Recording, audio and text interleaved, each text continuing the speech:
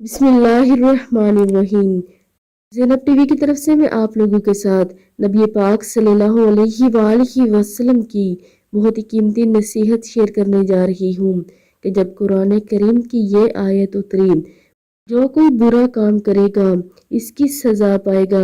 इस मौका पर हज़रत अबू बकर सिद्दीक़ रज़ी अल्लाह ताला अन्हु फरमाते हैं कि ए अल्लाह के रसूल सल्लल्लाहु अलैहि वसल्लम, खुशी ख़त्म होगी, इसलिए कि अल्लाह ने फरमा दिया कि जिसने जो गलती की, कोताही की, इसे इसकी सज़ा मिलेगी।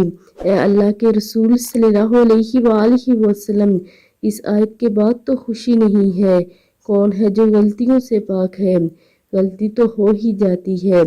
इस पर आप सल्लल्लाहु अलैहि वसल्लम ने इरशाद फरमाया कि सिद्दीक, जब तू बीमार होता है तब भी तेरे गुनाह माफ़ हो जाते हैं। तुझे ठोकर लगती है तब भी तेरी खताएं माफ़ होती हैं। तुझे कोई दुख पहुंचता है तब भी तेरी खताएं माफ़ होती हैं। तेरी हर तकलीफ के बदले तेरी कोई ना कोई छोटी खता माफ़ हो जाती है, ताकि जब तू अल्लाह के पास जाए तो गुनाहों से बिल्कुल पाक साफ होकर जाए। तो आप सब भी इस पर अमल करें और वीडियो को आगे लाजमी शेयर भी करें। जज़ाकल्लाह खैर।